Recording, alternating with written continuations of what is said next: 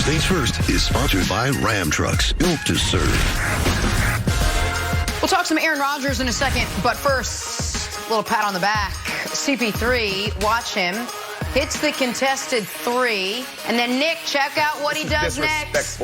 Taps Robert Covington right on the tushy, as my 5-year-old would say. A little tush tap right there. Normally I wouldn't support this, but Chris Paul had just gotten a ridiculous technical 1 minute prior for this evidently newly emphasized air punch. And so he knew he wasn't going to get a tech for this, so he took advantage of it. So I support this by the point guard. Disrespectful. Disrespectful. Oh, Lyles, that was his favorite thing, and he didn't get to say anything. We keep doing that to Pelicans him. All-Star later in the show. Brandon Ingram taking the honors, most improved player. Great first season in New Orleans, averaging 24, 6, and 4 Wilds. So I'm torn on this. It's like the Natalie Imbruglia song, "Torn." That's how I feel. Nick. Wow. I feel like we that need was enough. a great reference, Wilds. I knew you'd like that one. Yeah.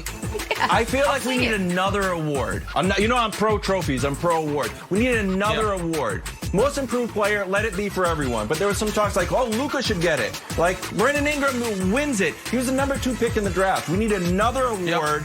Agreed. Like, if you're a top most 5 improved pick, player I don't know that if was drafted you should, late. Right.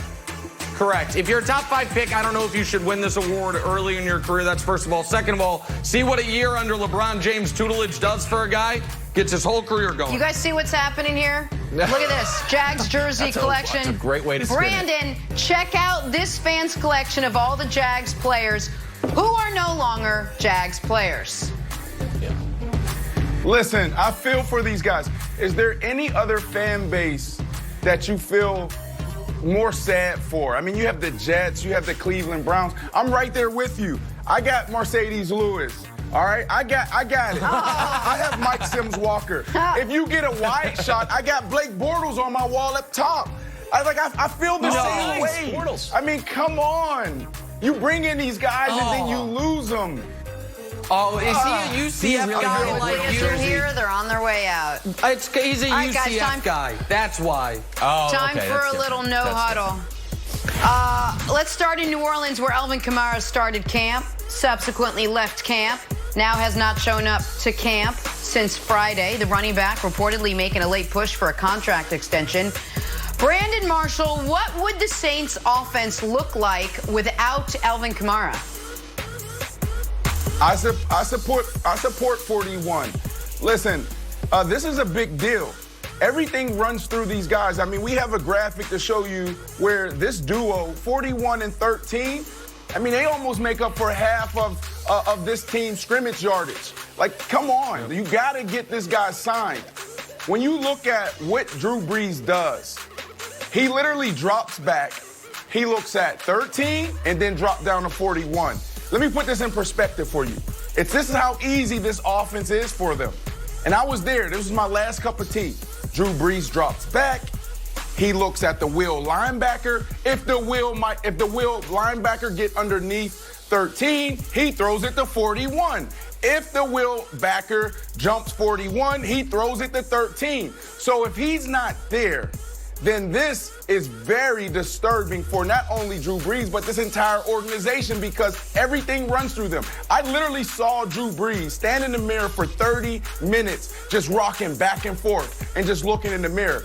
I went to the strength and conditioning coach and I asked him, I said, Coach, what is he doing? He said he's literally going through every single play in the playbook in every situation. And when everybody clears out the bubble, he's going to go out there on the field and do it again. He does it every single Friday. He's literally going through, where's 13? Where's 41? Where's 13? Where's 41? If he's not there, that disrupts Drew Brees' whole process, and now he has to develop a new process and a new procedure.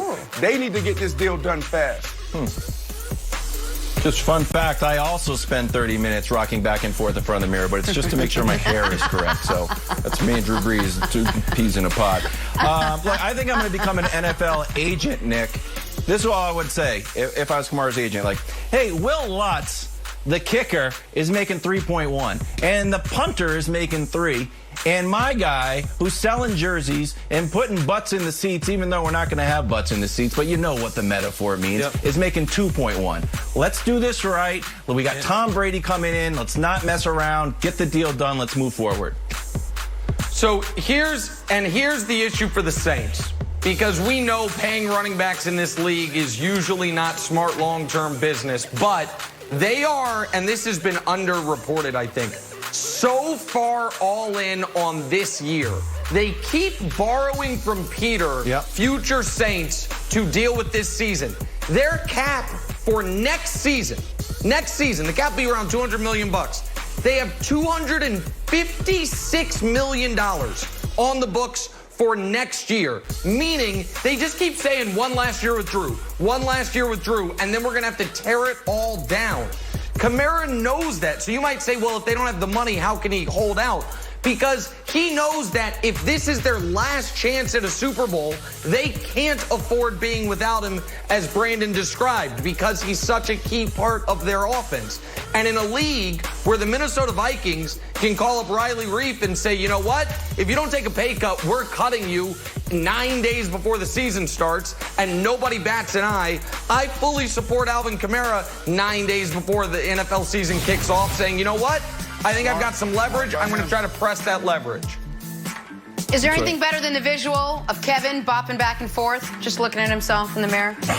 Nothing. On to Arizona. Larry Fitzgerald celebrating his 37th birthday yesterday. Happy birthday, buddy. Are you what? Are you 2? Are you 3? Never mind. His new teammate, DeAndre Hopkins, on Larry right here, said this: you can just tell by the way he plays the game that he's out there to win every game. Brandon, how big of a deal is it for a young quarterback like Kyler Murray to have weapons like DeAndre Hopkins, like Larry Fitzgerald out there to throw to? I mean, it's everything. You can come into the NFL and you can have a good example and you can have a bad example. And we call them the ultimate pros. Larry Fitzgerald's the ultimate pro.